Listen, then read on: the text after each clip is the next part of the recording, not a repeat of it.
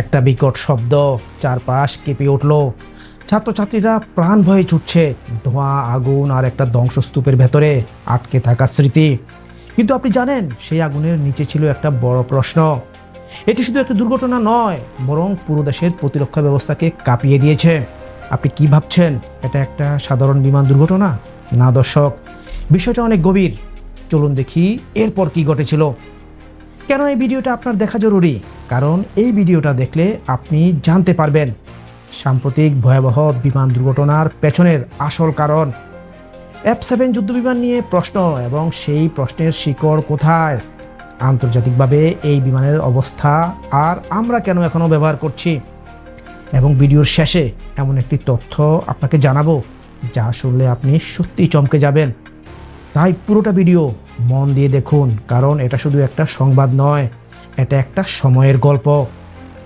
1 minute দর্শক, মূল আলোচনায় যাওয়ার আগে আপনি যদি এখনও আমাদের ইউটিউব চ্যানেলটি সাবস্ক্রাইব না করে থাকেন তাহলে এখনই করে ফেলুন, আর আমাদের ফেসবুক পেজে ফলো দিয়ে নিয়মিত চোখ রাখুন এমন সব বিশ্লেষণ পেতে।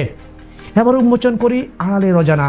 উত্তরার দিয়াবাড়িতে মাইলস্টোন স্কুল অ্যান্ড কলেজের উপর যখন বিধ্বস্ত হয় বাংলাদেশ বিমান বাহিনীর একটি F-7 BGI যুদ্ধবিমান, তখন পুরো দেশ স্তব্ধ হয়ে যায়। কিন্তু দর্শক, আপনি জানেন এটা কোনো একক ঘটনা নয়। গত 1 দশকে বাংলাদেশেই এই বিমানটির কমপক্ষে 4টি বড় দুর্ঘটনা ঘটেছে, প্রতিটি প্রশিক্ষণ চলাকালীন বা রুটিন ফ্লাইটে, এবং প্রতিটিতে থাকে একটাই শব্দ, যান্ত্রিক ত্রুটি। চলুন দেখি এরপর কি ঘটেছিল। এই যুদ্ধবিমান আসলে কি? এটা F-7 বা চীনের তৈরি J-7, মূলত 1960 দশকে সোভিয়েত MiG-21 এর রিভার্স ইঞ্জিনিয়ারিং সংস্করণ। সস্তা এবং সহজ রক্ষণাবেক্ষণ যোগ্য হওয়ার কারণে এটা একসময় ছিল অনেক দেশেরই প্রথম পছন্দ। কিন্তু এখন এটি পরিণত হয়েছে এক বিপজ্জনক স্মৃতিতে।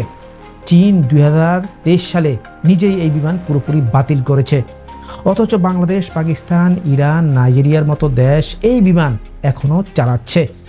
আপনি কি ভাবছেন কেন? এই বিমানে আছে একটি মাত্র ইঞ্জিন। মাঝ আকাশে ইঞ্জিন বন্ধ হয়ে গেলে পাইলটের কিচ্ছু করার থাকে না। অনেক সময় ইনজেকশন সিট কাজই করে না। আপনি জানেন, বহু দুর্ঘটনায় পাইলটরা ইনজেক্ট করেও প্রাণ বাঁচাতে পারেননি। এই বিমানে নেই আধুনিক ডেটা লিঙ্ক, স্টেলথ প্রযুক্তি বা ইলেকট্রনিক ওয়্যারফেয়ার সাপোর্ট। তাহলে প্রশ্ন ওঠে, আজকের যুদ্ধে আমরা কেন এই যুদ্ধবিমান আকাশে রাখছি? চলুন দেখি এরপর কি ঘটছিল। বাংলাদেশ সেনাবাহিনীর বহরে রয়েছে 36টি F-7, এর মধ্যে অনেকগুলো প্রায় 20 থেকে 25 বছরের পুরানো।